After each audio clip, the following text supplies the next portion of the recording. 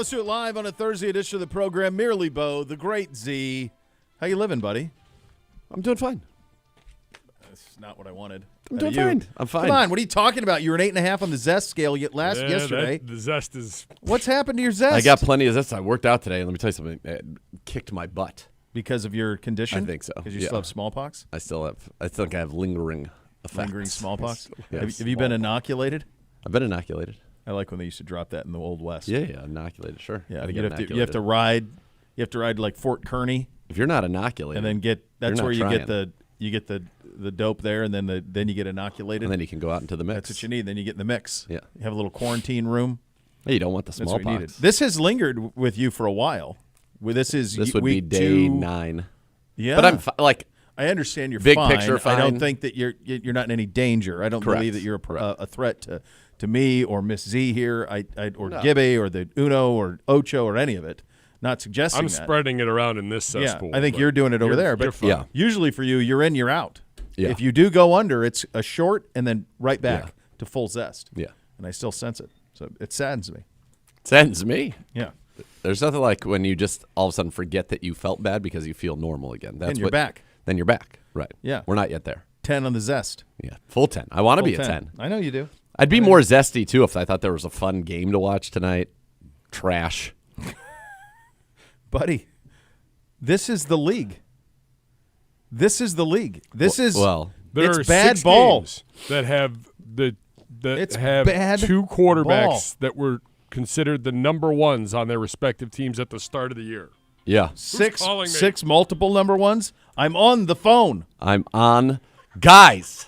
Guys, I'm on the phone. Gibby, we're on the radio. I hate Silence you your all. ringer. Yeah. Silence your ringer. Be a professional. I don't know what well, I've got to be on call because You never know. well, No, don't I mean, try to when use that you get excuse. to- 'Cause when that's you- not till when you 1:30. leave- That's not till 1:30. That's not for a minute. That's You got not to- for well, a minute. Ish.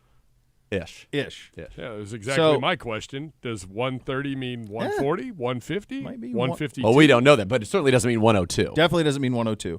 I don't know. All right, so in terms of what you just described, the quarterbacks he intended, you have Broncos-Lions. That's your Saturday Let's night ride. game. Broncos country. Let's ride. Okay, so you got that one. You've got, would we say Bucks and Packers? It Is is. that what they intended? Yeah. Yes. I guess. I can tell you We're going to count that one. Cardinals, 49ers. Well, we don't. You can't count the Texans and Titans because I don't know if CJ's going to play. Correct. We don't know well, that and the now. Titans didn't. Titans had Tannehill. And the fact, Oh, that's true. And the Yeah. fact that they are using the Oilers uniforms in this game is just Hold that outrageous. thought. Hold that thought. Here, I Because I can want tell to you- circle I back can for tell that. you the other ones. And then Falcons and Panthers. Yep. Commies and Rams. Because Because isn't that Howell and was Howell the starter at the start? yeah. Yes, Yeah. he I started don't the know whole way. why I thought someone Now, else for the was. Falcons, they have Ritter. They benched him for a while. He's now back. But if we use was it, the starter. if we do it under what was intended, Yeah, he was the weak he one was starter. intended, as misguided as that may be. 49ers and Cardinals because Kyler's back. Cowboys and Bills, Ravens and Jags, and that's it. That's it. 7 matchups this year where it's the quarterbacks. So there were as 7 intended. games because sure. I didn't You didn't realize count the Ritter. the Rams. Or yeah, Commies. Sammy Howell. Yeah. So that's it. So that's half the games this week. Yeah. Less than half the games this week are a matchup of the quarterbacks as it were intended. And even in those, there's a couple of them where the quarterbacks flat out suck. And that would be the case of Desmond Ritter and some of that. So no, this is the league. Back to your beef with, and it's a legitimate beef. Just so people understand. So this game's being taking place in Tennessee, right? It's in Nashville. So what this would be is if when Modell took the franchise to Baltimore, Yep. they were initially the Baltimore Browns, let's say for a year. Yep. And then they became the Baltimore Ravens.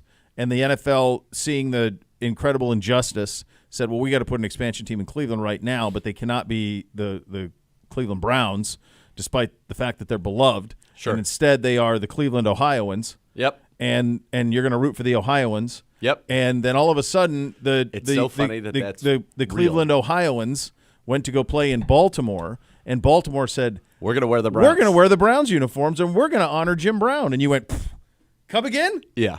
That's what's Outrageous. happening this weekend in Nashville. It's outrageous. I don't understand why it's being allowed to happen.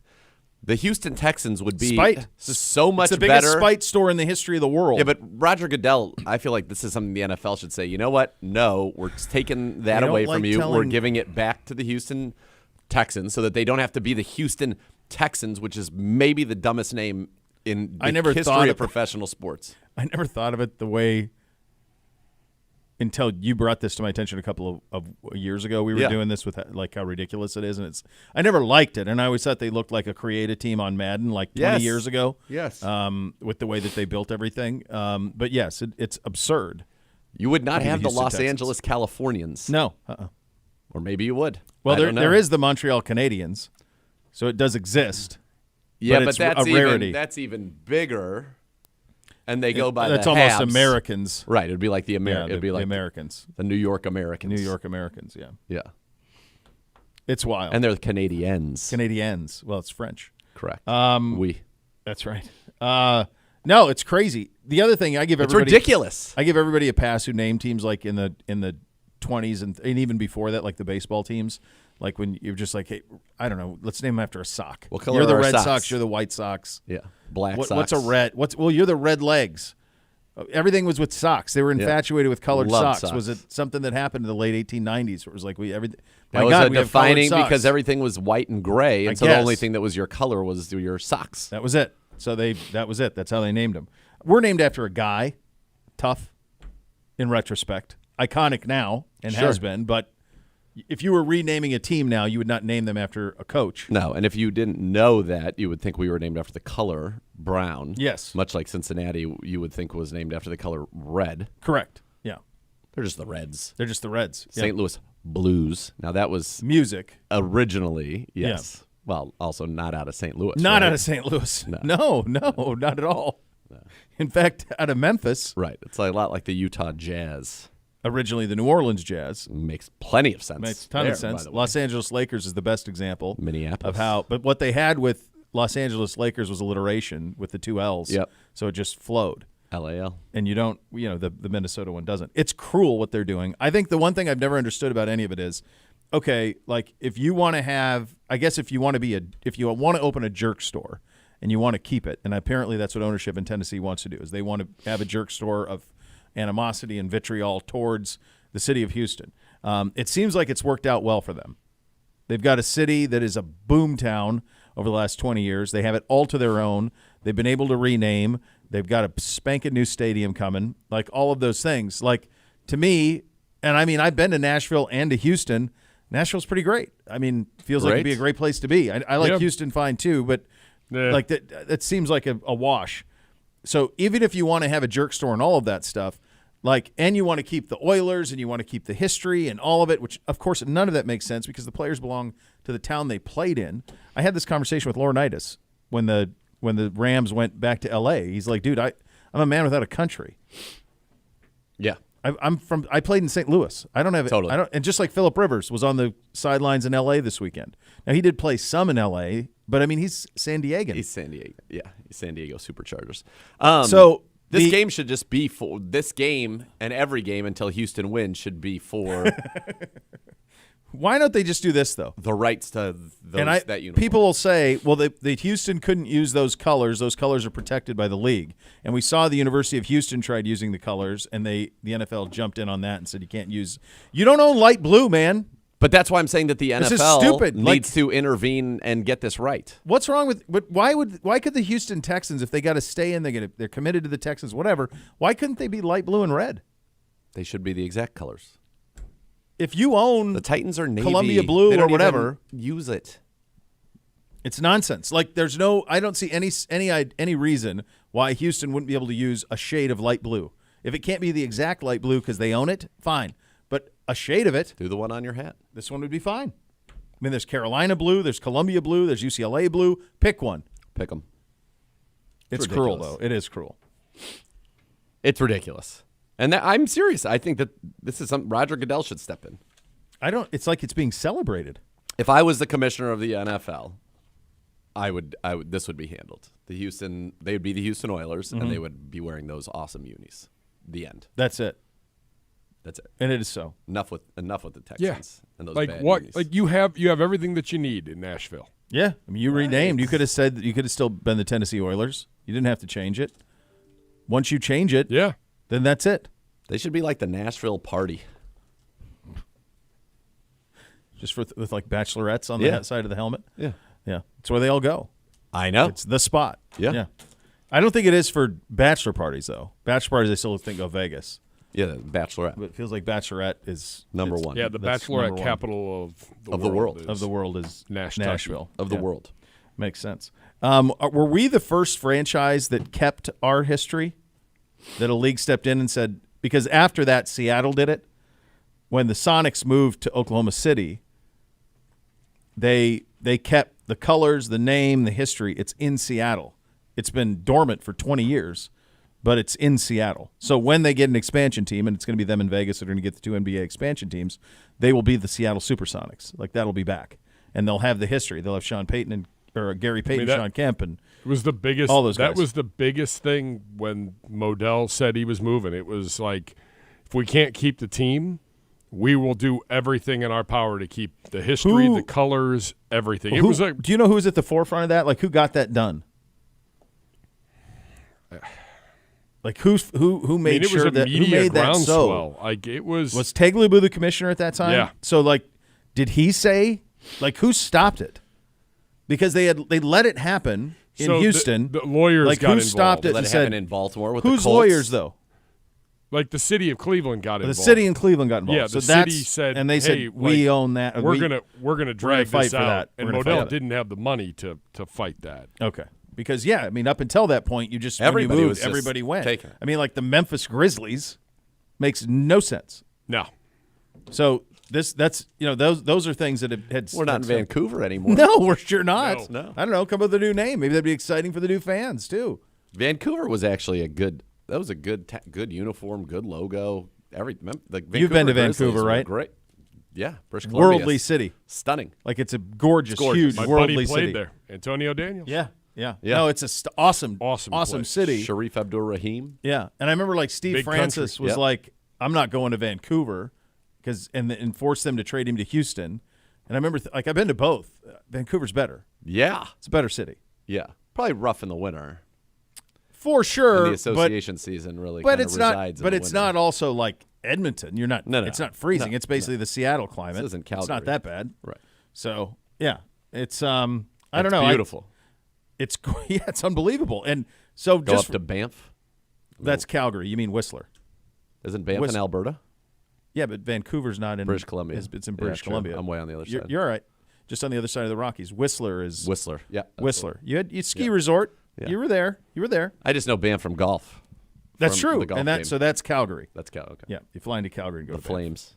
Yeah, La Flame. But it is a shame, and it's then that set the precedent of if you're going to move, we're keeping it.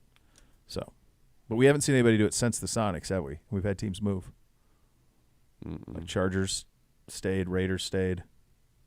Right. They just went with it. Yeah, they rolled with it. The Raiders should be in L.A., and the Chargers should be in Vegas. They should just flop those, and it would be good. The L.A. Raiders would draw in L.A. Oh, well, they would dwarf the Rams, which is why they're in Vegas. Yeah, but you Because don't Kroenke need. was building the stadium, and he's not going to. you He's not don't- going to be undercut by his own tenants. True. You don't need whoever's in Vegas. It's kind of irrelevant. Yeah. All right, here's who's not on the practice field today. Obo Okoronkwo, we knew that. Juan Thornhill not out. Pierre Strong not out there. Ethan Posick not out there. Jordan Elliott not out there. David Njoku, Joel Bitonio. None of those guys practiced. Kareem Hunt did practice today. Let's go through those, if you would, sir. Yeah, obviously Obo, I am not expecting to see again. Juan Thornhill, it seems like if you listen to the reports today or listen to the media availability, which we will have later on, of Jim Schwartz, it certainly doesn't sound like they expect Juan Thornhill this week. It's going to be Ronnie Hickman, DeAnthony Bell, and Duron Harmon. Good Lord. I fully expect Chief and Joel Bitonio, not sure on Posick or Jordan Elliott. Denzel Ward, no distinction, or designation, rather. But I guess we have to wait and see. On yesterday's injury report, he was limited.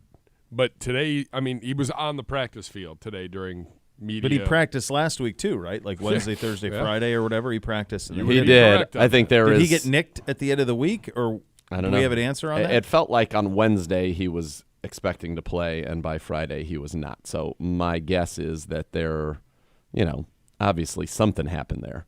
But there is optimism that Denzel Ward will be back this week, which would be fantastic. And necessary. Well, Kind of. It's kind of where I'm at. Like kind of necessary at this point. We are across the Rubicon when it comes to the injuries. The Browns will be out on the practice field until around 1:30 today. Coming up next. Oh, by the way, it is a Mailbag Thursday edition of the program. Tweet your questions to us at Browns_daily. We will get to those around 2:30, and you'll have your time. Coming up next, we will do the matchup. It will be our defense versus the Bears offense. You'll hear from Jim Schwartz. You'll hear from Alex Van Pelt on the program today. We're off and running. You'll listen to Cleveland Browns Daily, brought to you by Ballybet. Sports betting partner, your Cleveland Browns, now live in Ohio on 850 ESPN Cleveland.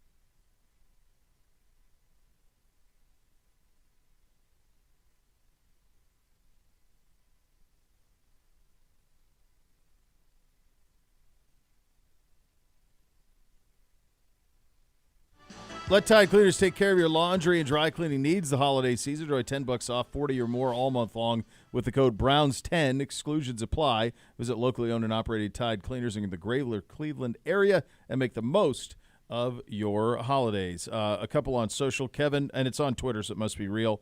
Kevin saying Mayor Michael White ensured the Browns stayed in Cleveland no matter what. Modell, wherever he went, they stayed. So that's that lawsuit thing I think you're talking about. It was such a weird situation because they announced they were leaving during my freshman year at college. I'm up at BG. Yeah, you're right. I crushed. My family's crushed. I get it, but then living my best life in Sure you college. I graduated in '99, and they came back in the fall. So Yeah. it was like they'd never been gone from me. And honestly, the way I'm guessing many of your Saturdays worked at BG, by the time you got to the football game, anyone could have convinced you were watching the Browns. Brown and Similar orange colors. Yep, exactly. I'm doing the games on Gibby, radio. you're the It's a Muni full lot. day. Let's go. What's the difference? I'm doing the games. All the way through? Most of them. I really didn't do a lot of tailgating. Was that Herbs? No, Josh Garrett Harris? Blackney.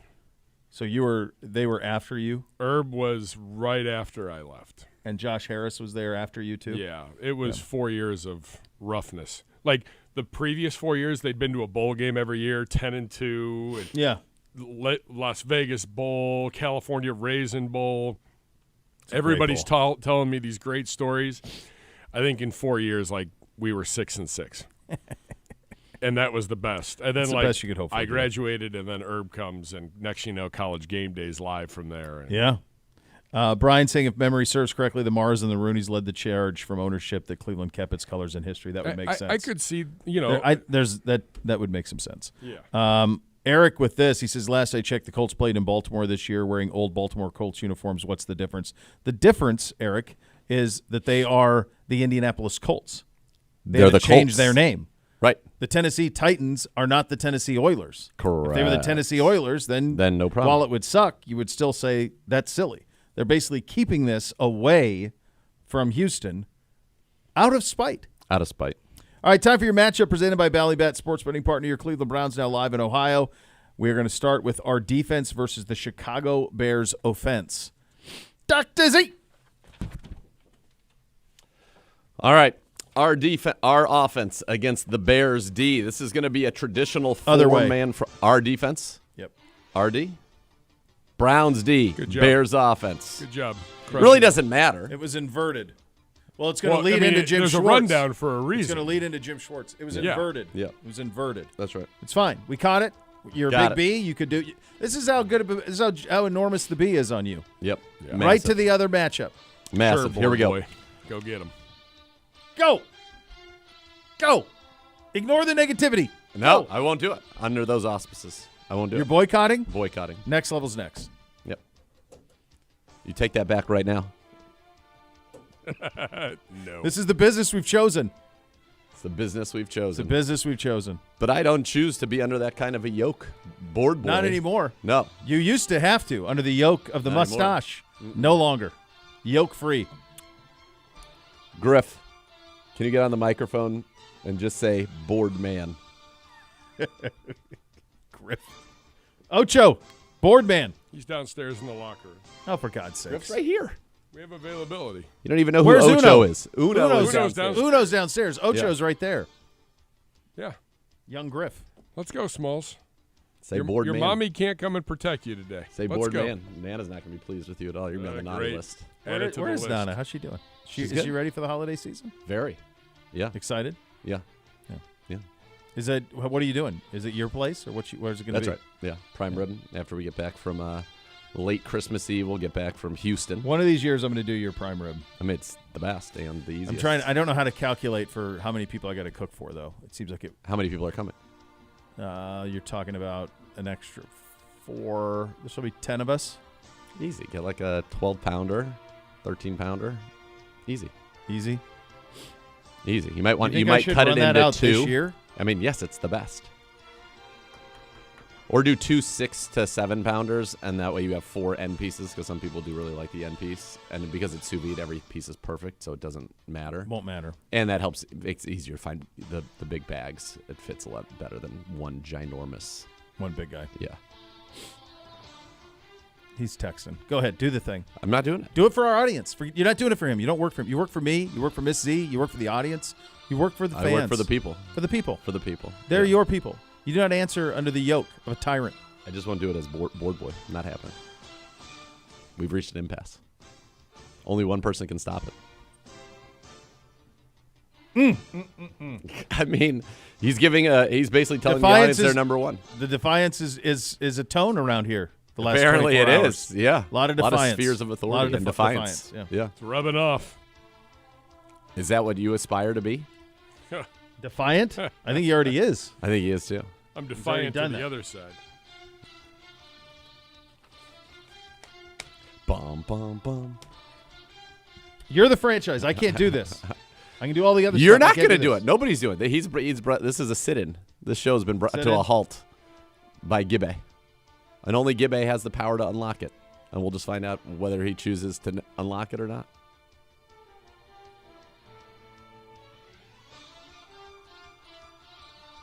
I don't know. Turn your mic on so people can hear you. Nah? All right.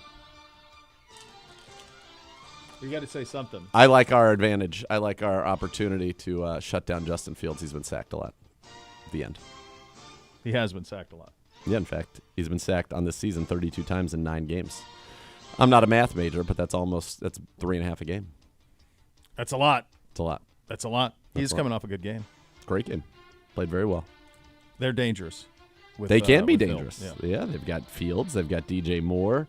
They've got Cole Kmet. And because of what Fields does as a runner, bet you wouldn't have had this. They actually lead the NFL in runs of 10 or more yards. They have 57 of them. That is number 1 in the NFL. So it's a big play offense. DJ Moore's been one of the best big play receivers. Fields has a very good arm and his ability to run. He's the only quarterback in the league who leads his team in rushing, and he's doing that despite the fact that he missed a bunch of games, missed 4 games for them in the middle of the season.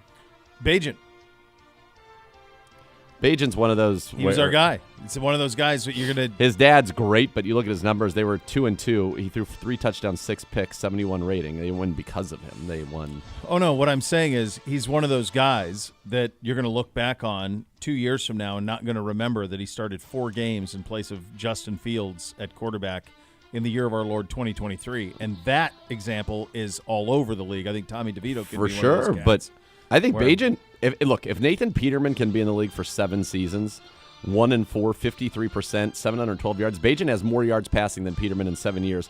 Peterman 4 touchdowns, 13 picks, a 39 rating. And that guy's still in the league. He's still on the Bears roster collecting a paycheck. So So that do gives you me think hope it's- that Bajan can be in the league for forever. So there obviously aren't enough quarterbacks who come into college every year, or coming from college to the NFL every year, who are There worthy are. of being on a roster, Well, there are. or these guys are all just safer guys. I mean, we know that how much, you know how much Gruden liked Peterman. Peterman, man. Yeah, So who knows? Who knows? yeah. My zest has been robbed by his I understand, outlandish but behavior. what I would say is you cannot let that I'm impact going to. your audience of millions. I'm so upset that I'm pretty sure I'm going to walk off this show in a few minutes. Well, And I whatever you might think of not them, come back. whatever you think of them, you are also doing this to me. Because I'm here this for is you. this is We're not bantering, but this why is can't we not- just banter? This is not my time to heavy lift. I'm not asking you to heavy lift. I'm asking you to do no lifting. I mean, I shouldn't even be talking right now. Normally, this is your We can time just talk. to thrive. We can talk. Why don't we talk about the prime rib? I'll tell you how easy it is. No, well, I'll get that for you next week. Yeah, I'll get that for you next. so easy. It's just an easy, simple rub. Olive oil, pressed garlic, Yep. fresh rosemary, fresh thyme, salt, pepper. Rub that Rub all it up. over everything. Make some incisions. Throw some whole garlic cloves or like Yep, slivers stick 'em in. a bunch of different places. You have the bone in. Bones are cut and tied. Bones cut and tied. All right. And then in the oven for 15 minutes. Get the initial browning. Then 15 minutes at hot, right? yeah. It's got to be like 400, Hold on, 450. I'll tell you, I think it's 450, yeah. Got to be 450 if you're going to try to get it charred. Yeah, I'm pretty sure it's 450. And then into the from there you let it kind of cool down. Obviously into the bag, it goes into the bath. It goes 130, 131. 131. There's something around 131, and then that's usually about 6 hours. There. So the initial sear 475 for 15 minutes. 475. Then into the bag for about 6 hours. That'll be at your 130. Yep. 131. Then you're going to take that out. You're going to pat that dry. What you're going to do now is melt some ghee and brush the entire roast with some melted ghee. Really brush that guy up. Yeah, brush them up. And you can, make some garlic ghee or whatnot. You can do whatever you'd like. It's a great Yeah. Joe Flacco walks by. There he is. Nice saunter on him. Very nice saunter. Yeah. So then you're going to put it back into the oven at 475 for about 10 minutes. And that's Or how until you get get that nice extra crisp. crust, and then you're good to go. And And so then in the you're good. meantime, while that's happening, bag So you juices. did all the pasting and all of that the night before. Sits in the refrigerator overnight. So no, the paste That goes live. on day of. The night before, Penzeys English prime rib rub, that goes on everything into First. the fridge, uncovered overnight. Then the day you're cooking, you actually is when you rub it up with all the fresh herbs and all that stuff, and then that happens. Then it goes into the oven for the initial sear. All right. And then while you're doing that, you make with the bag juices and some wine and some Worcestershire sauce, maybe some fresh sprigs of rosemary, some garlic powder. Oh, sure. All the That's when you whip up your accoutrements. au jus while the final 10 minutes of crusting is going on. And then that's Then done. you're in. That's done. Take it out. And the great thing when you cook it that way, you don't even have to really let it sit per se. Yeah. It's ready to slice. Ready to go. Ready to go. Ready to go. So how about that You for need the people? you need a sous vide bath. Yeah. You need a big. It's got to be big. Big tub. I need big you bags. Big bags to be able to do it. You need to find something with. I like the ones that what are they, whatever DH free or whatever. BPA free. That's it. Yep. That's it. You got to find That's those right. guys. All right, very good. So there you go. There's your matchup on that side. The Browns defense versus the Bears offense. That's right. We're going to be walking wounded, kids. Listen. Hopefully Denzel plays. We're without top three safeties. Without Obo. Listen, we're going to go now into our NASCAR package. You're going to get Alex Wright filling in for Obo Okoronkwo. So it's going to be Alex Wright, Myles Garrett, Za'Darius. They like Alex Wright as an interior rusher. He has one sack this season that came back in the game against Tennessee. JOK's playing great. AWOC's playing great. Tock's playing great. So your linebackers are going to be good against their run game. This game is going to be very important for the defensive ends to maintain their outside leverage on the read option plays and not let Justin Fields get outside. All right, That's just where he can stop, hit some stop, big stop, plays. stop, stop. What? I hesitate to even do this because you said your zest is already at an all-time low. You've been zapped of zest. Variety reporting. Curb Your Enthusiasm officially ending with season 12, upcoming in February. That's fine. You okay? I'm fine with that. I would like to just go all the way. I mean, I would like it to go forever in perpetuity, but like he's given us such joy. Yeah. And So it's this'll be also it.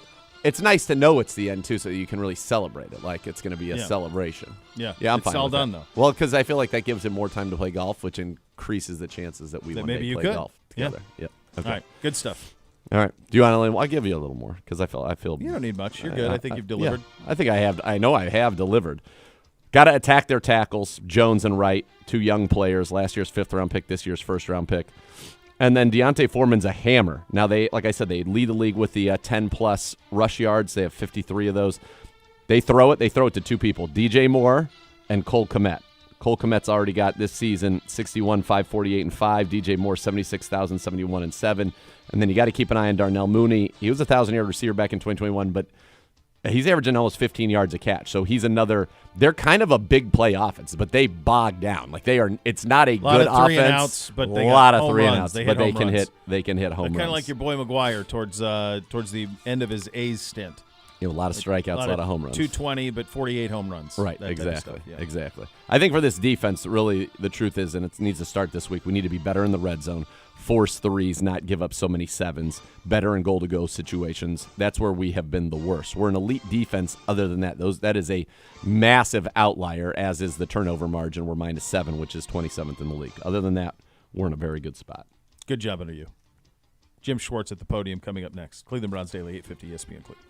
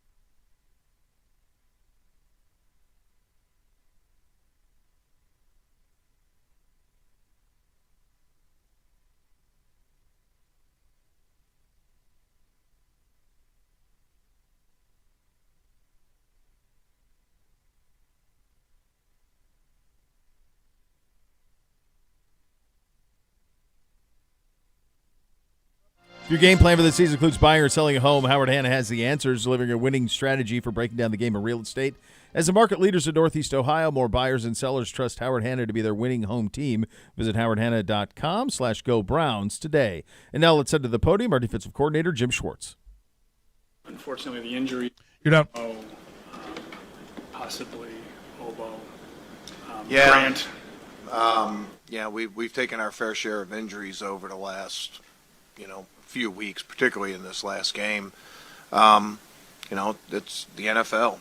It's a physical game, and you gotta be able to plug guys in and still have good performances, and that's what our goal is going to be. We'll miss those guys, but we have other players that can pick up that slack, and they'll give great opportunities for other guys. It was a challenge in the game, particularly the safety position. We lost Juan in pregame warm-up, and then we lose Grant. We were out of a lot of our sub packages where we play extra safeties, and Cam Mitchell came in, played really well for us at the nickel, but he left the game. And then lost Jordan Elliott early in the game, and then lost Mo and lost Obo. Obo came back and played. God bless him. He had one arm. I mean, I didn't even realize it as the game was going on. I watched the film and, almost threw up that he was out there. And he's a tough guy. And he actually did his job in this game. But, he was out there and felt a tremendous responsibility. And, some of those guys are energy guys for us, Obo and Mo in particular, Grant. They're tempo setters for us, and we're going to need to replace that on our defense also. Have you ever been part of a coaching staff with this many season-ending injuries? I don't know. I never really counted them. It's something that we work through every single week. And early in the year, we were pretty fortunate to be relatively healthy. Been playing without Denzel for almost a month now also. Hopefully we can get him back soon and get him back on the field for us. It is what it is. The game doesn't care. Obviously the opponents don't care, but, the game is Sunday for 60 minutes, and it doesn't care if you're playing rookies. It doesn't care if you have injuries. It doesn't care if you're at full strength, and that's our focus. Just knowing what the snap counts have been like for those guys and how you like to rotate the 8 up front, how do you manage that when you have some of these younger guys that are untested and not wanting to up Miles or Z's load too much? Well, some of the discipline from early in the year. We talked about Miles. I can't remember which game it was, but he played a really high number of snaps. It was before his shoulder was injured, but. He said you can do that if you have the discipline to pace yourself at times early in the season. So I think we have benefited from that. We've tried to keep some reps off of those guys, and as you get late into December and January football, those guys can click up. But we have a lot of confidence in the guys that that'll get in there and play for us. Isaiah McGuire has played and made plays for us when he played. Forced an interception. He hasn't played yet, but I have great confidence that he'll play well. He's really it's really just been a numbers game for him. It has nothing to do with his availability and him being ready, because he's ready to play. He's ready to contribute, and that's what this game is: get an opportunity and make the most of it. So excited for those guys. Miles just going to have to deal the rest of the way with quick releases, chips, double teams, and all those kind of things.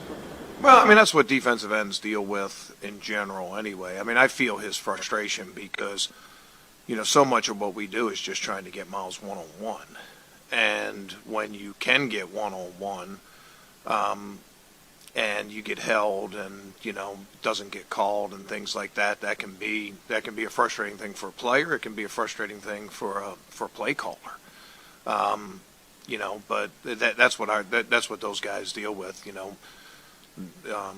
I used to say it about Calvin Johnson. You can move him around, try to get him away from the jam. Problem is he's 6'5" and 235 pounds and wears number 81. He's pretty easy to find. And Miles saying, well, you guys know we move Miles around a lot. I would say this, particularly the last drive of that game, I don't know if I've ever seen him rush so well. It didn't translate to a sack until the 2-point play, but man, his win percentage, probably the last 2 drives, was unbelievable. I mean, it was really inspiring to watch, and he just you could tell he was mad, and he was, everything else, but he was more determined and just kept on coming. I was really proud of that. It didn't translate to a sack, but I think it really showed his determination, and we're going to continue to work to try to get him one-on-one. You can't get him free, but try to create one-on-ones. If we can get Denzel back, that'll probably have a lot to do with it, because we said before there's some things you can do in man coverage that can free up from some running back chips and things. He saw running back chips, he saw wide receiver chips, he saw tight end chips, and he saw center slide. And he saw the ball coming out quick. I mean, Lawrence has played him his first couple of years when I was in Tennessee. He's really an improved player. His command, his decision making, getting rid of the ball. He always had good mobility, but all that. So that was a tough matchup, or it was a tough matchup for rushing the passer. Still managed to get the sacks. I know Miles doesn't count because it's a 2-point play.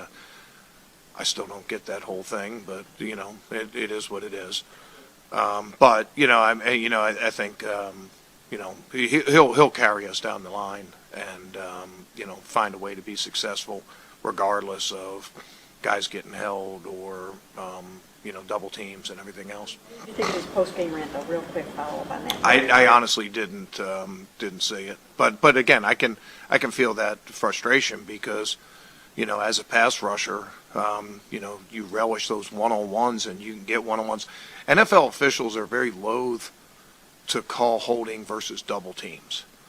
And I've heard from officials in the past where they say, well, you've devoted a double team to that guy, so they sort of, I don't want to say turn a blind eye, but it's just as part of their mechanics, their eyes are supposed to go away from the double team, right? So they're looking other places in double team. I understand those mechanics and everything else, but when you do get one-on-one and you're a premier guy and you feel like you've been held, I think that's certainly frustrating. Here's the thing that had nothing to do with the end of the game, but during the game he did not let that affect his next rush, right? And that last drive, go back and watch that last drive. Like, it was pretty impressive to watch him rush the passer.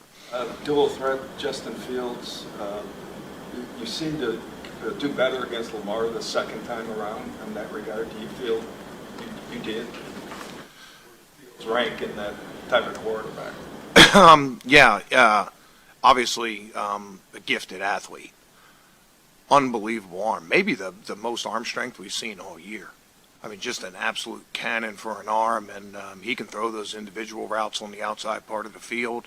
And he does have strength and speed to be able to run. They're highly ranked as a run offense, but he's dangerous in the passing game. Just because of his mobility and be able to find guys, later down the field and stuff like that.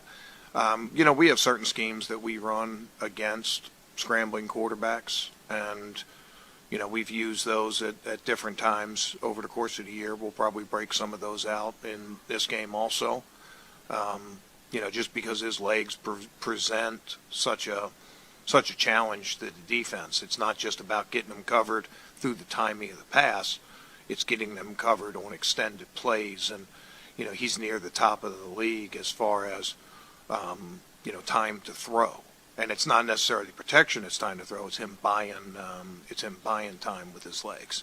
So puts a little bit more on our coverage, and then different ways to rush the passer, maybe with extra guys, maybe with second level guys, different pressure packages. All that ties together.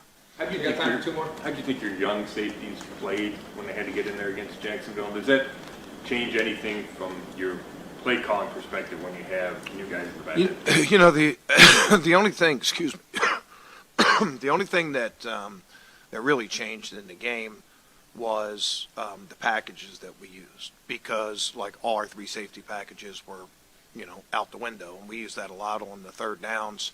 So, you know, that was sort of out. But, you know, Ronnie was different than D. Bell in that Ronnie knew going into the game he was going to be starting. And I thought you saw some really good things from Ronnie as far as overlapping in coverage. He made some plays from the half field, made some plays from the middle. He didn't play a perfectly clean game. I'd like to see him wrap up on the one Wildcat play that he came up to make a hit. You know, and I really think he thought he was closer to the goal line than he was. You know, and when you're real close to the goal line, it's just all about taking that big shot. You don't have to wrap up because you either stop him or you don't. But he had a little bit of space. I'd like to see him wrap there. But I thought he did a really good job executing the defense. He played with a lot of communication. And then, you know, D. Bell came in, and that was a tough matchup. You know, Evan Ingram is arguably their best receiver. I think their number 1 receiver as far as attempts or targets and things like that. Gave up 1 completion to him, but I'd like to see D. Bell finish that game with that interception. You know, and those, you know, when you're in those games, you're up 2 scores and you're willing to exchange yards for time off the clock and things like that. You know, when they do get impatient, and Lawrence was very patient through that drive, but when they do get impatient and try to take that shot, you got to be able to finish that game. And, you know, he had a couple. One we had the penalty on. But, you know, I thought we saw some good things. You know, D. Bell is a very physical player. And, you know, and we'll probably have Harmon up also. He's a veteran player, and you know, we'll get all those guys involved. How important is having kind of that veteran there? You know, I know Rodney's been around and helped out, but what can Deron add as well? Yeah, that guy's done a lot in the league. He's played a lot of football. He's seen a lot of things. His eyes are important to us. You know, and then his ability to go in and execute. You know, that'll. I mean, you know, he's fairly new to us, but he was able to pick our system up, and veteran players do. It's just a matter of everything that we do, he's done at some point of his career. He was just putting in new terminology, and you know, we'll have him ready in certain time. You'll see him on the field, and we'll have a lot of confidence in him going. 30. Job done. He's a physical player, and you know, like you said, that leadership. We lost guys like Rodney and Grant. And then playing without Juan these last couple of weeks, not having Denzel. There's a lot of leadership that, you know, it's harder for those younger guys, you know, like Hickman and D. Bell that we mentioned. It's a little bit more natural for the guys that have been around and played 10 years and, you know, played in Super Bowls and things like that. You're up. All right, interesting stuff from Schwartz there. I took note when he was talking about Miles and the double teams and the holding, officials saying, hey, you're occupying 2 guys. We're less likely to give a hold on that. And it speaks to the spirit of the rule thing. Remember, Kansas City was talking about the spirit of the rule on Sunday Night Football. And I've had coaches this week, I've heard coaches say, look, if it's a holding in the first quarter, it's a holding in the fourth, call it the same the whole way. But this is just more proof that this league lives in the shades of gray. Yeah. And I think they want that. They do, yeah. You want some common sense. You know, it's Sucks like for Miles, the but laws that's of the land are written in a gray area. Mm-hmm. Why? To employ lawyers. Well, for lack of a better term. Well said. Yeah, that was that interesting thing out of Coach Schwartz on that, though. All right, coming up next, Z goes 1-on-1 with the Chief. Get your fantasy minute. It is a Mailbag Thursday. Get your questions into Gibbe, and we will answer those coming up around 2:30 as well. Get you the matchup side of the Browns offense versus the Bears defense as well. You're listening to Cleveland Browns Daily on 850 ESPN Cleveland.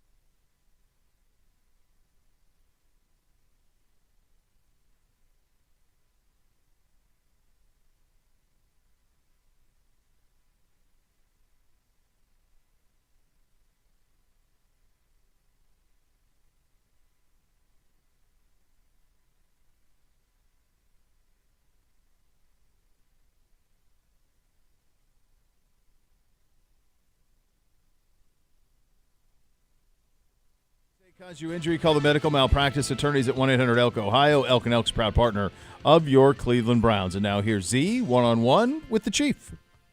Very happy now to be You're down. by Browns tight end David Njoku. And Chief coming off of a 6-catch, 91-yard, 2-touchdown performance. First 2-touchdown performance in your NFL career.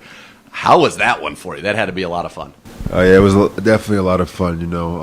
I feel like this team, we're just getting tighter and tighter, and it's something you really love to see and love to be a part of. So I couldn't have done it without my teammates. So I give them all the praise. It's a fun thing going on here. Certainly is a fun thing. 8-5 Cleveland Browns playing meaningful football here in December. A chance to make the playoffs. The first touchdown. You guys have been running basically goal line in the middle of the field for a few weeks now, and had a lot of success running the ball. And at some point, I said, there's going to be a play-action play off of this.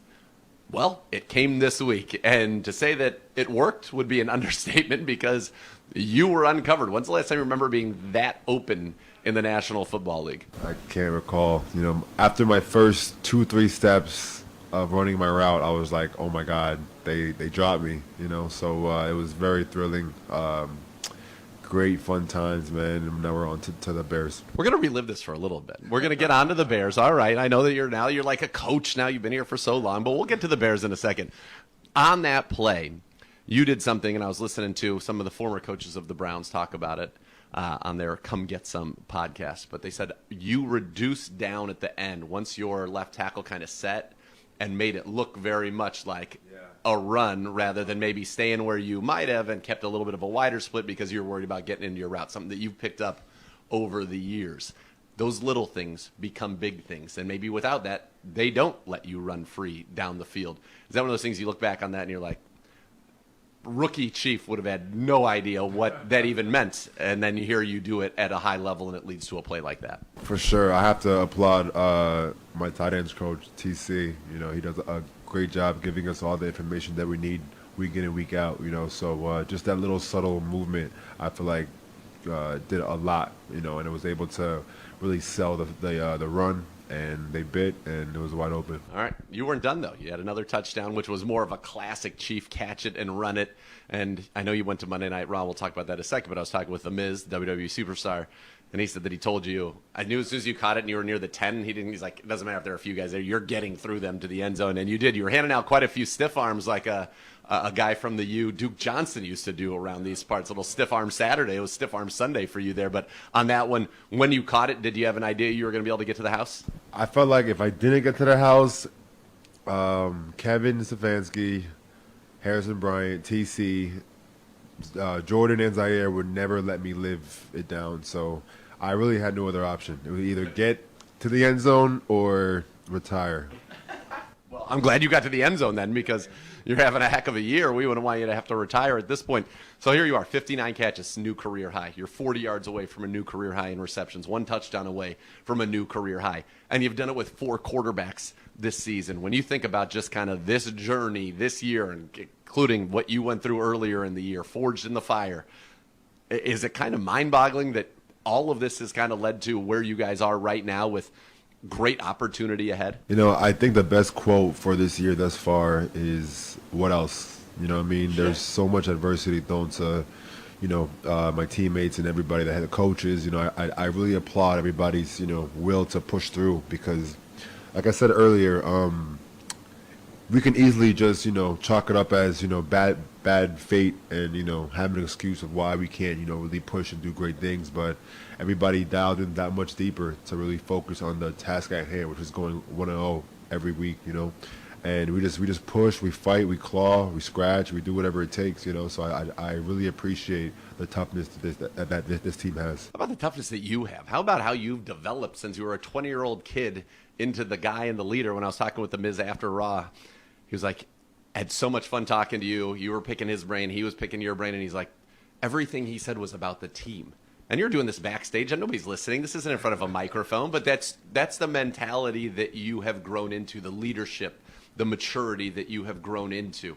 Is it wild kind of looking back at who you were, where you've come, and really what you've become for this team in a season of uncertainty? There has been a constant, and that constant has been you. It's wild. you know, if I can speak for myself for just, you know, a few seconds, you know, I think I've really seen it all, you know, in terms of just like the highs, the lows, the ins and outs, you know what I mean?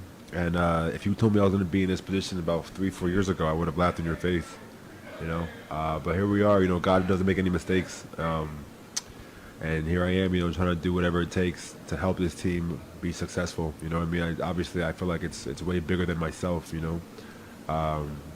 Yeah, like I really think that in a very passionate way. So whatever I can do to help is what I got to do. Awesome. Great answer. Great answer. All right, Monday night. Taking WWE Monday Night Raw. You have a good time? You, Elijah, I saw Zadarius. You guys had a nice crew there. Was that a lot of fun for you to be able to kind of get away for a second and to feel the crowd? Because anytime they showed you guys or the Browns or anything Browns, the place was going nuts. No, it was awesome. It was, you know, it was actually more packed than a Cavs game, which is kind of shocking. You know, I would assume a Cavs game would be more packed, but no, it was like I did not see one empty chair. So, you know, I guess we really take it, you know, serious out here. But it was dope. You know, the energy was electric. It was a really fun time. So you're able to be backstage. I know you did some things. I don't know what exactly you did, but saw little snippets of that. Was that cool? And is this something that maybe when the Chief, we know your brother's interested, when the Chief maybe hangs up his cleats for 30, you're going to maybe see you in the squared circle? We'll see. You know, you never know what the future holds until we get there. So, I mean, maybe one day I'll be in that ring. We'll find out. You're smiling pretty big, so it's something you've thought about. Definitely. I mean, time will tell. It really depends on just like where I'm at with everything. Like if I want to live in the States after, you know, I'm done playing ball. So it really just depends on, you know, where everything is going about. Chief, thank you so much. Great insight, great performance, great leadership, all of it. We're very lucky to have you. Best of luck the rest of the way. Thanks, Nate. You're the best. You're up. Jeez. I love that guy. Thanks, Nate. You're the best. Yeah. Love it. That's great. Oh, the fact that we get to see him now as a Cleveland Brown, and you know what a season the Chief is having. He's doing such a great job for us in terms of, you know, he is such a complete tight end, blocking, receiving. It's already career high 59 receptions this year. He's tied his career high with 4 touchdowns. He's got 600 yards. He needs 40 more yards the rest of the season for a new career high. So he's having a career year with 4 different quarterbacks amidst all this turmoil, and he's been, again, one of the few constants on this team. You think about like the constants, started every single game, didn't miss anything. Chief, Wyatt Teller, Elijah Moore are on offense. Yeah, because Joel missed. Yeah. Yeah. Joel missed 1. Jerome Ford has basically played, I think, the whole way. Right, but just wasn't a starter. Initially, correct. Amari's played every game, but has been knocked out of a couple of them. And then defensively, in terms of like everything, Miles, Dalvin, Zadarius, Emerson, and that's it on the back end. And JOK. I was just going to say JOK hasn't. Yeah, it's like 6 guys. Yeah, not many. It's not many. Look at Uno. Look at the hustle. Oh, look at him! There he is. Uno, very good. Yeah. Not in any way to diminish your contributions, Ocho. No. Although he had a chance to be a real hero earlier and balked at it. Yeah, so that's the little steps he needs to take if he wants the true adulation. I think baby steps, then you get there. Griff, do you think that you're best served by being Team Gibbe at the expense of Team I Big hate B's? To put him in that spot. Or do you think he should be with the Big B's? He has to share the room. He's not going to get on the mic. Just think about it. Don't answer. Don't answer. Just, Griff, think about it. Just think about it. Don't answer. Think about it. Yeah, the last thing we need is for him to be ostracized. Look in at his the own quote room. board. If you can see that bottom quote, that was a quote that was leveled at Griff today by Gibbe. So we're Where are your glasses? We have a much nicer that's a working glare. environment. I can't see it. It's a glare. Remember we went over this. We'll talk about it in the break. Remember, I got to duck down so I can see you. What's going on with the Everything sunglasses? was made very expertly, and as you designed the building, you should know that. Yes. You designed this room. Yes. And so you always want the ability of your host to have to either turn and avoid glare or have their back completely to the producer Correct. of the show. That's usually how this would all. If in a normal world, this would all be flipped. This works out great for me. I can see everything, see everybody. Can't see anything. I'll look over. I'll see Gibby frantically going, break. Oh yeah, if you were there, I would be able to see you. You would know. Then I would know. Yeah. All right, you ready for your Fantasy Minute? It's presented by Scaleco Capital. Scaleco Capital, investing in scaling companies locally. Who are your most underrated players to target? It's playoff time. I'm off, baby. It's I got playoff time. buys across the board. I'm chilling this weekend. In my playoff there are a few leagues, more satisfying things. Love to have it. I Than got the 2 buy buys. in week 1. Yeah, I got 2 buys. Love it. Yeah, they're great. It's Wait a out, Jonathan reward. Taylor. No big deal. Play or not. Get a little taste on Justin Jefferson. See if maybe I play him next week or not. Run him out there this week. See what happens. Yeah, you like it. You don't have to do all that high stress stuff that comes with a week 1 playoff matchup. No, you don't. All right, quarterbacks. If you need a quarterback, you just lost Justin Herbert. Go get Matt Stafford. I don't think that there is a better fantasy option for you than Matt Stafford this week against the Washington Commanders. I would pick him up. Obviously, you can still go with Jordan Love against Tampa, Sam Howell against the Rams. I think that game should have a lot of points in it. Russell Wilson against Detroit is a good matchup as well. So those are some of the guys. And then, look, Kyler's playing well. Jake Browning's playing well. More quarterbacks that you could roll with there. The running back position, again, just such a war of attrition as we know all of this is. Breece Hall, Jahmyr Gibbs, Raheem Mostert, David Montgomery, keep rolling them out. If Zeke is the guy again, I like him against Kansas City. He's going to catch 6 passes. If you're in a PPR league, Zeke's going to be just fine for you there. Our own Jerome Ford, he's been over 50 total yards now. I think at least 50 total yards in 6 of the last 7 if he hits 50 this week, and I think that he will in that game against the Bears. So those are some of your running backs. Wide receivers, because I like Stafford. I like Cooper Kupp's back, over 100 yards and a touchdown last week. He scored 2 in a row. Puka Nacua, I think, is a great start for you as well. You can keep rolling with Jamar Chase. No problems with Jamar Chase in your lineups. Chris Olave, I think, has a great matchup as well this week. I like our own Amari Cooper against the Bears. I think we'll be creative and move him away from Jalen Johnson, who's had such a very, very good year.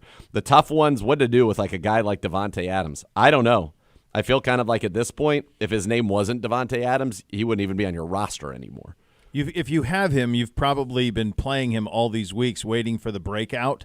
That and has you've gotten not come. you got like one game. He had one like a month ago. He had 13. Let's see. Week 3, he had 13 for 172 and 2 touchdowns, 6 for 84 and touchdown week 2. But recently, what we've been dealing with here recently is 7 catches for 53 yards, 5 catches for 73, 7 for 82, 6 for 86, 4 for 34, 1 for 11, 7 for 57, 2 for 29, 4 for 45. I mean, it has been a while, and he has not scored a receiving touchdown in, it feels like a while to me. It's been a minute. He had 1 in week 11. He's had 1 receiving touchdown since week 3. Devastating. Yeah, it's brutal. All right. Brutal. Absolutely brutal. All right. Yeah, this is the time. All right, coming up next, AVP will do the matchup from the offense versus their defense side of things. You'll listen to Cleveland Browns Daily on 850 ESPN Cleveland.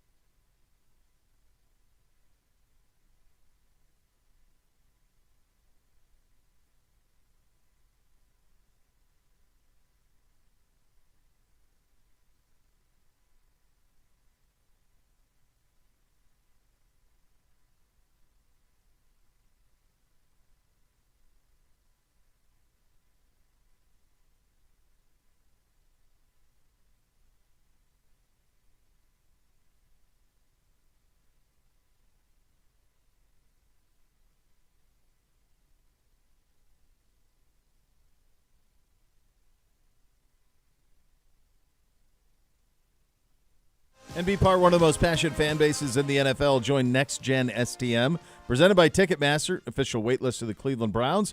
Being a Next Gen STM is the best chance to become a season ticket member in future seasons. Visit clevelandbrowns.com/nextgenstm to reserve your spot today. And now we head to the podium. Real quick, I think we got a little bit of news. Do we? It's from Adam Schefter. All right. 4 minutes ago. Joe Flacco's new one-year deal with the Browns includes $4 million of incentives based on winning, per a source familiar with the deal. Flacco will make $75,000 for each of the remaining 4 regular season games he wins this season. Then, should Cleveland advance to the postseason, Flacco would make $250,000 for a wild card win, $500,000 for a divisional playoff win, $1 million for an AFC Championship game win, and $2 million for a Super Bowl win. The deal expires after the season, when once again Flacco will be a free agent. Feels like the steal of the century. Yeah, feels like a great deal. $75,000 a game. Yeah, and then all of it incentive laden. Yeah, great deal. It's a great deal. He will have. The thing is, though, is before we get to Alex Van Pelt, his offensive coordinator, the crazy thing is he could very well be in the same position he was in this year, even with playing lights out, because no one is going to pay a premium for a backup. Yep. So unless there's a spot where they would like him to come in and like mentor a young quarterback who needs to learn. Like, for example, if this Quinn Ewers kid goes to the NFL, like he's somebody who probably needs to sit for a year but has incredible talent. Yep. Like if you are the team that drafts him, then maybe you bring in someone like Joe to do it for a year to show you how to be a pro, and then you hand the keys over to him. Because if Ewers isn't going to go in the top 10, so it could be a team that's a winning operation. But there's very few circumstances where you could see him not being in the same position he was in a year ago. Yeah. No, it's just the way the NFL does business right now. It's odd. By the way, I would love nothing more than for Joe Flacco to get a $4 million payment. I think we all would. I think that would be a real treat for everybody. I think everybody would like that. All right, here is the podium, and it's Alex Van Pelt. When would You're down. When would Joel become I know he's always an option to slide out, but is that even more possible now than ever? I don't think so. I don't. I think our tackles played well last week. Really proud of James and Jerron, both those guys, to throw it 45 times against those edge rushers and have 1 sack. That was really an RPO. That wasn't on the line. It's really impressive. So, yeah, he's always available, and he's done it. But I feel confident in the way our guys are playing. What can you say about the game that Joe had and his first victory, how well he did? He did great. I mean, that was he's getting back into the groove, I think, now, and starting to feel confident in the play calls and what we're asking those guys to do, and it showed. Like whatever little rust he had is looking like it's knocked off now. He's playing at a high level. Again, like the way he's seeing the field, and his ability again to be accurate at all 3 levels has been impressive. 89 passes in 2 games.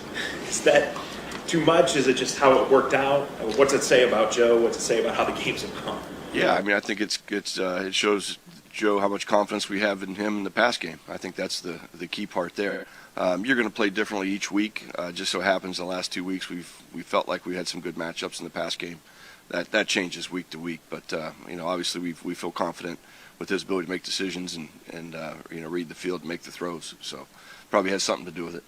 As you guys prep for this week, looking at the Bears' defense, what does it allow the opportunity for your passing game against their pass defense? Yeah, really good defense. The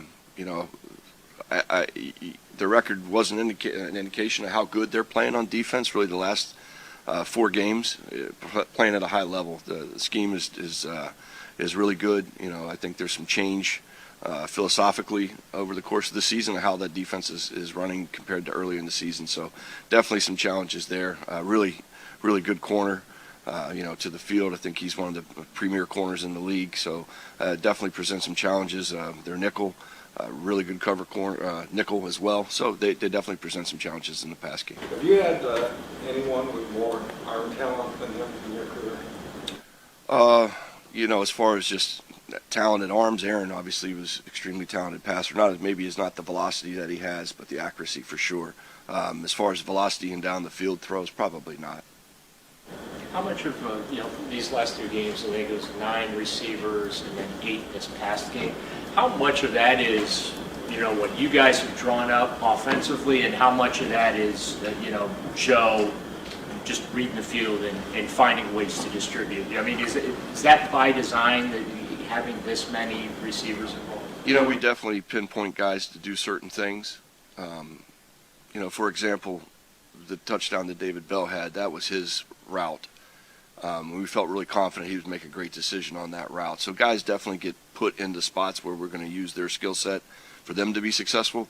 And then that's a portion of that. And then the other part of that is just reading the defense and getting the ball to the open player. Alex, is there something to be said about, Joe coming in fresh, at this time of year, that, he hasn't taken kind of the pounding that most of the other quarterbacks in the league have? Oh, I think so, for sure. I mean, he's fresh as a daisy right now and feeling great. And there aren't many players in the league right now that are feeling great at this time of the year. Alex, how much differently are you doing with the offense right now versus what you would have maybe been doing if Deshaun Watson was still out there? Yeah, it's definitely different. I mean, there's differences for sure. I would put it back into the Jacoby time when he played, when we were under center more.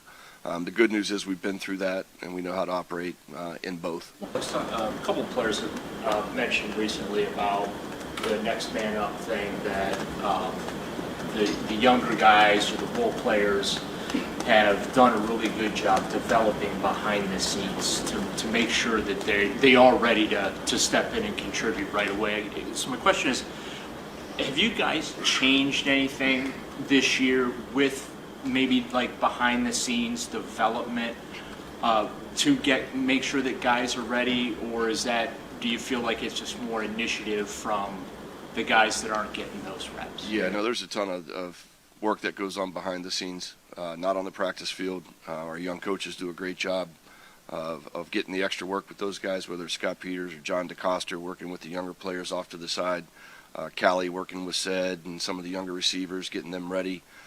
There's a lot of work that goes in on the side to get those guys ready, but it is important. We do feel like we do a good job of developing the young players, so when they do have a chance to play, they're ready to go. Alex, sorry if you were asked this already, but back at 30. Improvement in Flacco's second game. Oh man, probably just operation, knowing where the snap points were, the cadence work that we did. We do a lot of motions and shifting, so just a fuller understanding of just really operation to that point. I think he's the second game. Yes, yeah, we'll keep loading more things on as we get more familiar with the system with Joe. But yeah, I think that was really clean last week in our operation, minus the false starts, but we did a nice job there. You're up. All right, there you go. Time for the matchup presented by Ballybet, sports betting partner, your Cleveland Browns, now live in Ohio. Our offense versus a Bears defense. For the details, we go to Dr. Z. It's a brand new Bears defense, and the reason for that is the trade for Montez Sweat. He's got 10 sacks. He's got a sack in 3 straight games, but how about this? I call it the Sweat effect. It's been one. Week 1 through 8, they gave up 27.3 points per game. Since Montez Sweat, that was 28th in the league. Since Montez Sweat, 18.2. That's 8th. Total yards, 341 pre-Sweat, 23rd. 272 post-Sweat, 5th. Pass yards per game, 262.3. They were 30th against the pass. Now 181 yards per game. They're 4th against the pass. Sacks, they had 10 in the first 8 weeks. They have 11 in the last 5. That goes from 32nd to 22nd, so still not great there. But their pressure rate went from being last 32nd to 8th. And then turnovers, they had 9 weeks 1 through 8, 22nd in the league. They've had 11 since Sweats joined the team in week 9, including 9 interceptions. That's tied for the second most in the NFL. They're a great run defense, number 2 in the NFL, 83.7 yards per game, 7 rushing touchdowns allowed, tied for the 4th fewest. They've got studs at all 3 levels. Montez Sweat up front, Justin Jones, their big defensive tackle, also having an excellent year, career-high 3.5 sacks so far this season. Now, they just lose Yannick Ngakoue. He had 4 sacks, which actually led the team from just a Bears standpoint because Sweat's got 10 on the season, but 3.5 in 5 games with Chicago. So Rasheem Green and DeMarcus Walker will step up into that other outside rushing role. Their linebackers are excellent. Tremaine Edmonds was their big free agent signing after letting Roquan Smith go. He's got 3 picks, a forced fumble, a fumble recovery, 84 tackles, second on the team. And then you've got TJ Edwards, who leads the team with 131 tackles. That's 6th in the NFL. He's got 3 straight 100-tackle seasons. Edmonds has 5 straight 100-tackle seasons, looking to make 6 of them. He's a 2-time Pro Bowler as well. So good linebackers. And then on the back end, Jalen Johnson playing as well as any corner in the league, 4 picks, 9 passes defense. He's got a 26.2 rating allowed in coverage. That's best in the NFL. Second is MJ Emerson. Kyler Gordon on the other side. They got Jaquan Brisker, their second rounder out of Penn State, and then Eddie Jackson, the 2-time Pro Bowler, is their free safety. Where are they vulnerable? Well, it's the rookie, Tyreek Stevenson. He out of Miami, the U. He's given up 70% completions, a 117 rating, and coverage. He's allowed 8 touchdowns this year, most of anybody in that secondary. So 4-man front.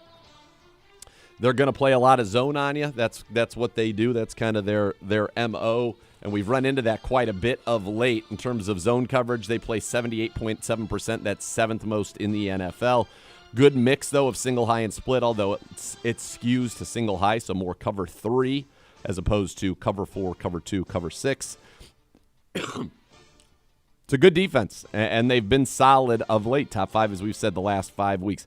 They don't blitz a ton. They don't generate a ton of pressure. They just play solid defense behind it. That's what Matt Eberflus, that's why he got the job, because of what he was able to do there. So tough matchup. I think defense playing very, very well, and a defense that really has been reborn with Montez Sweat coming to town. Yeah, they have. They are, we talked about this as we've led up to the week. They're one of the most fascinating teams in the league for how the last month has played out and then the weeks that follow, how that's played out. Because if you're going to draft one of these quarterbacks, you want to do your due diligence. Sure. And so you want to make that you want to have all the information on that decision. If you're not, then it's different. You're making a decision on Justin Fields. So a lot on the line for that team and this team this Sunday down on the lake. A little mailbag coming your way next. You listen to Cleveland Browns Daily on 850 ESPN Cleveland.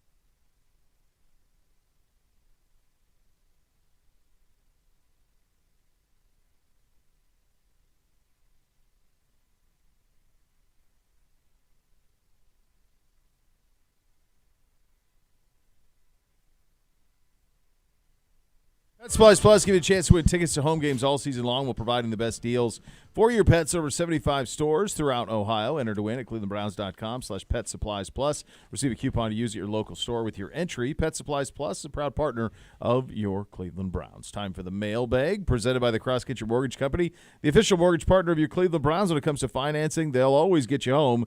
Visit ccm.com today. Equal housing opportunity, NMLS 3029. Hello, Gibby. Hello. So Joe Flacco was asked at his locker about the new contract. He said, I haven't looked at my bank account. I don't even know if I've gotten a check yet. I don't even know what I'm making.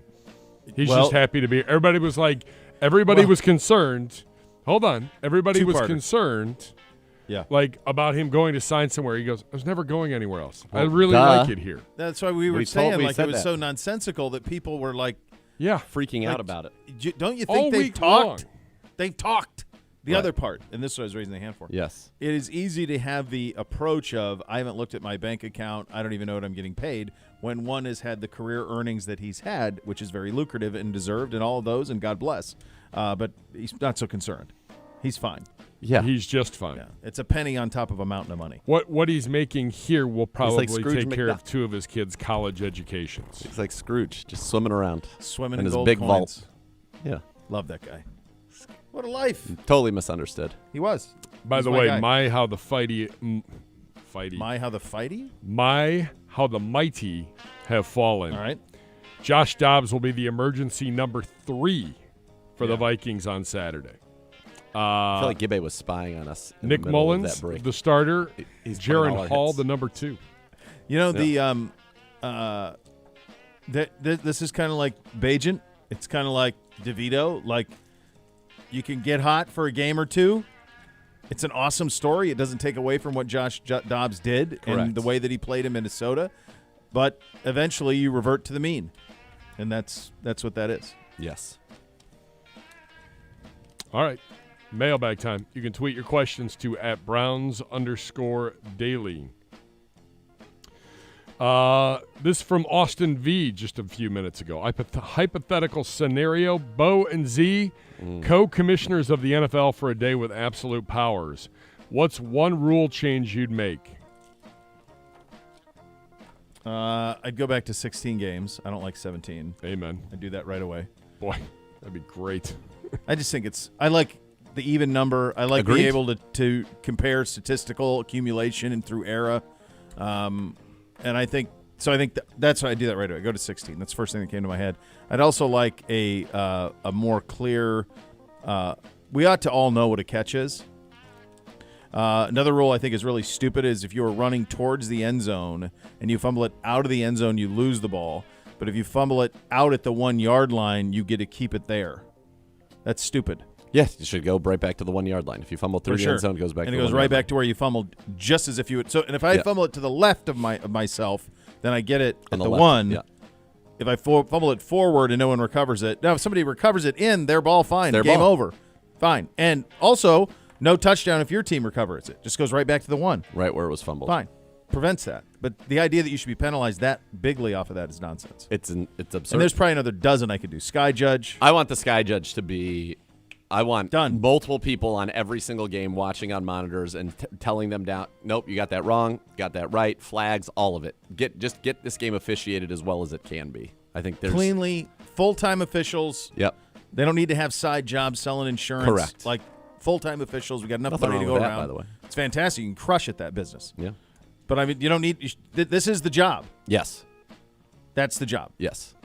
Which team the reason would I use you? that, I think that's what Hockley does. Yeah. Pretty sure. Or is he the attorney and maybe the kid? I can't remember They which shouldn't one. need to. Or even They're reffing the most important sport in the world. Not only should they not need to, like it should be impossible because all you're doing is studying this game front to get and back. better and better and better. Yep. Like this is the job. Yep. More from Austin. Which team would you force a franchise uniform rebrand? I believe we just had this. Yeah, I would So them out? force the Titans to give back the Oilers, and the Oilers are now the Houston Oilers again.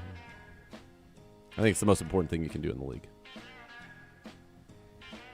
That's the one. I'm trying to think if there's anything else that annoys me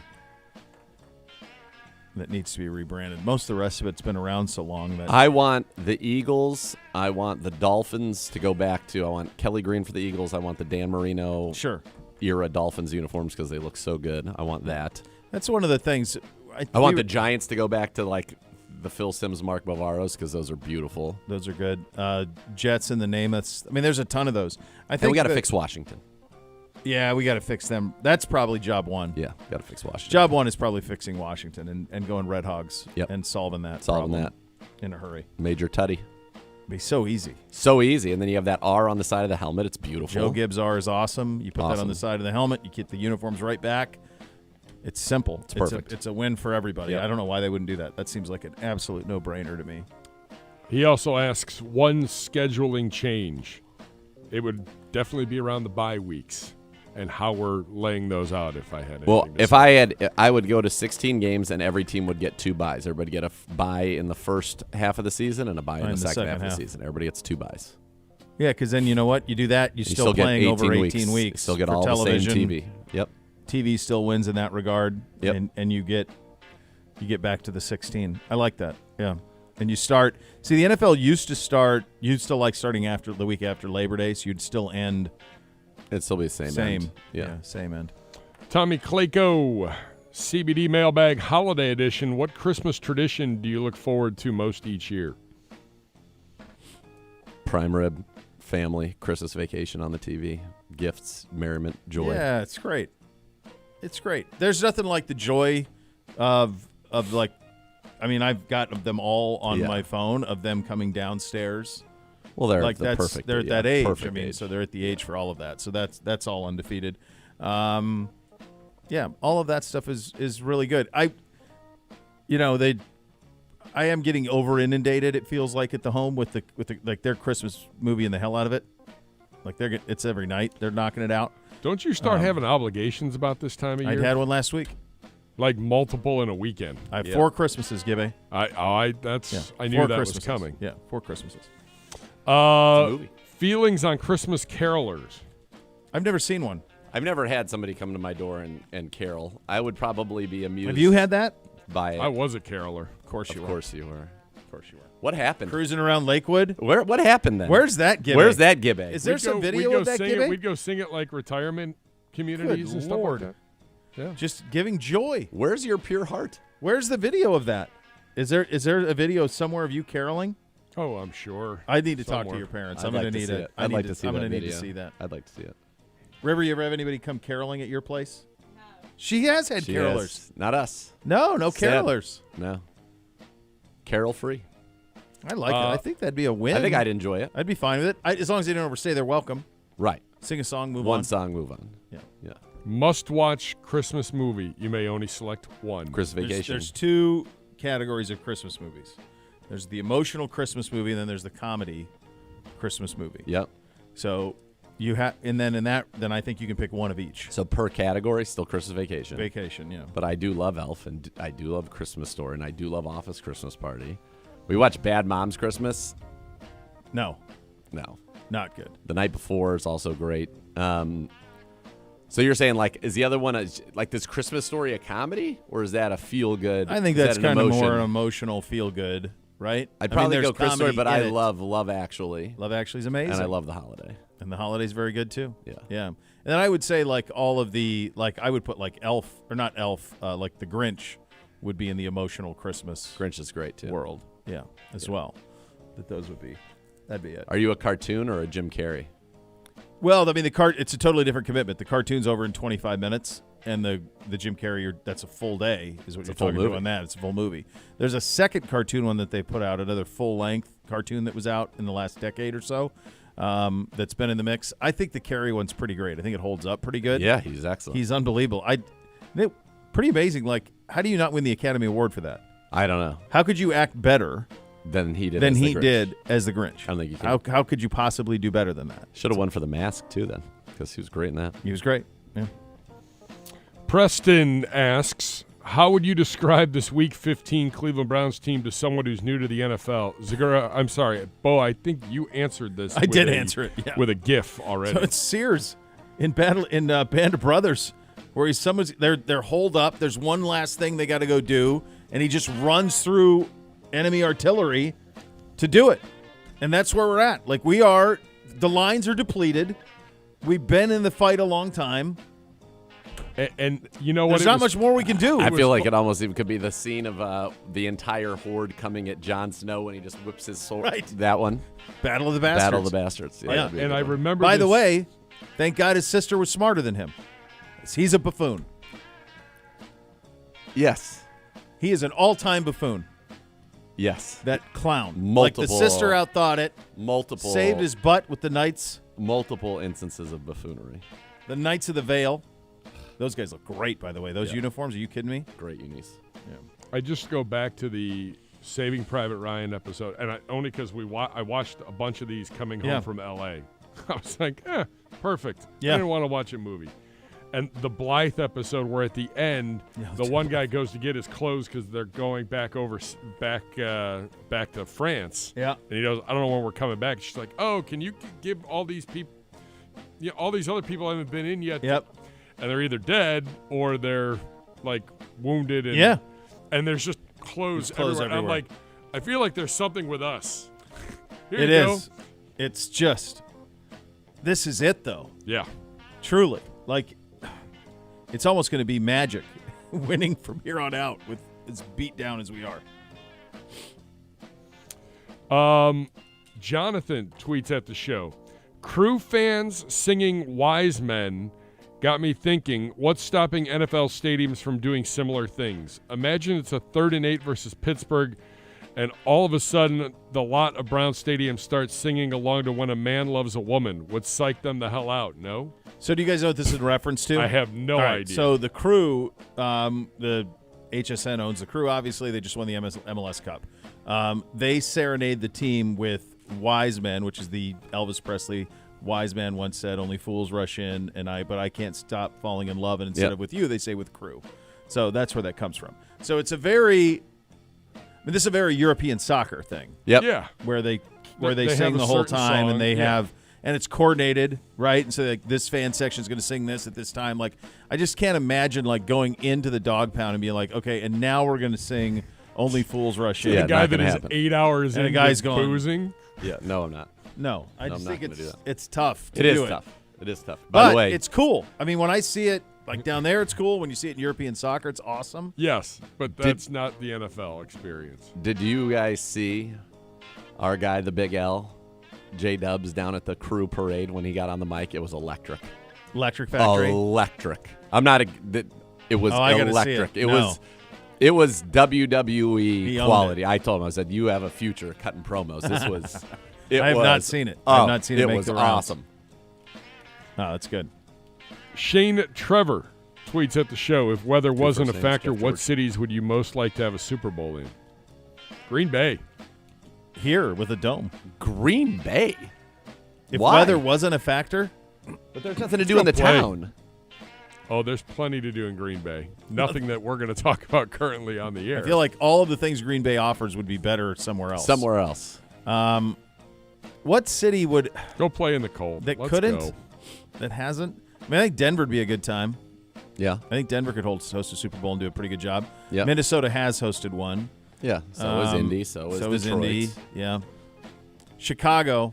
I mean, I'm not a big Chicago guy. I think Chicago's just. And you don't want it there in the winter. Yeah. Once No. they But build he's that saying- new stadium. But forget I know the weather's not an issue that they can play the game, but you like, still got to it's still deal with it though. Yeah. Like that's what Indy was great at. Minneapolis is great at. Like you walk around Minneapolis all day in the winter, and never go outside because it's all Correct. connected. And Indy does the Indy's same great. thing.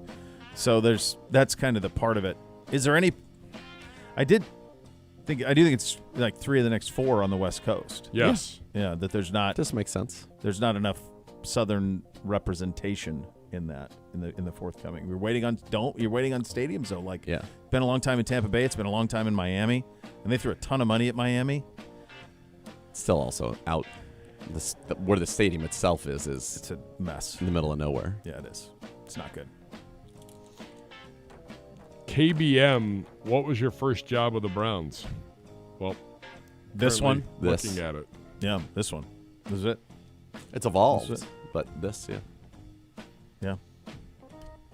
Let's see. Which path would you say is the better path to victory with all the injuries? The tackle position or the D line? It's from Joe Ross. So what he's saying is what is the like if you're building a team, what's more important? Is that what? That's the way I read that. D end. The end. Disrupt. Quarterback, D end, receivers, corners. Receivers and corners. That's the league. Anytime anybody talks about that, we always say, like, all right, name the offensive line for Brady in New England. John Dorsey did a fine job outlining the top 5 positions you should build a team around. He did. At the Combine. Yes, he did. Left tackle was number 5. But now we need left tackle and a right tackle. Yeah. And a backup. And a back. And then another backup. Beggars can't be choosers. More backup. Now, more in this backups. case, we've needed 3 backups. More backups beyond that. That's today's mailbag. Yeah. All right. Good job, other people there. Yeah, good job. All right, so much more to come. You're listening to Cleveland Browns Daily on 850 ESPN Cleveland.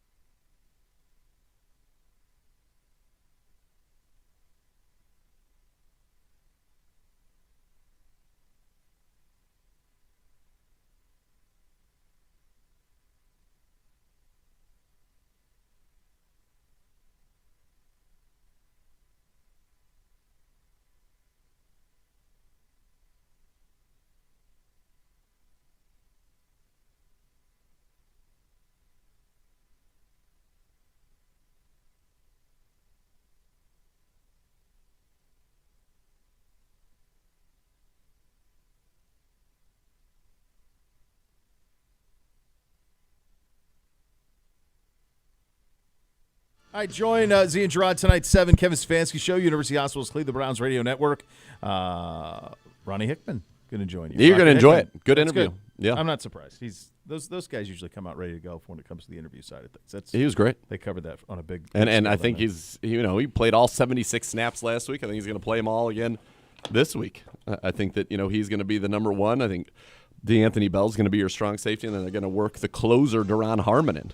There you go. Yeah. We have a score, Gibby.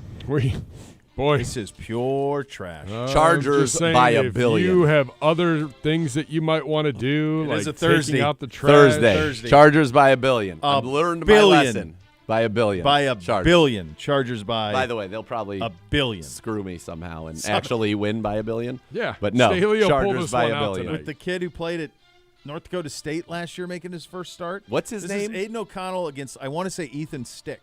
Ethan Stick. I thought it was Bill Easton Stick. Easton Stick. Yeah. That's like a he played baseball at North bat. Dakota State.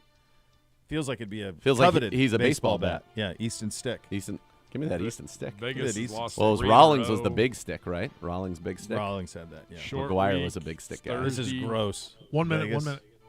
Disgusting. Al I is want going to to- tune in to see Al. Oh, he's not going to like this. Is he going to be? The only thing that'll make Actually- him happy, he's in Vegas. That's where I so was he- going. He would have had a great meal. you- He's probably in like some sort of monster pad at probably the Probably Palazzo. flew the wife or- with him. She's Yeah, seeing he's some not- Do you think he shows, doing some shopping at the addresses his Venetian. playoff snub? You think we get Is some- it a snub? I see people acting like it's a snub. Are you sure he wants to do it? He was apparently surprised, so that makes me feel like it was a snub. Well, I a can year- see Al being the type that said, like, yeah, I don't want to ever do this again. And then they just said, okay, we're going to go another direction. And then still being pissed because they didn't ask him. Yeah, he's out. He's Al, so he can have that. I don't know. Going to be garbage. 30 Find seconds. something else to do tonight. I would tell you to watch Draymond Green, but he's not going to be playing for a while. No, and apparently you can get more details on that at ESPN at 3 o'clock if you needed more. Indefinitely. So? Good. He's irrelevant. And They the suck. Warriors are cooked. They suck. Next level's next. Cleveland Browns Daily, 850 ESPN Cleveland.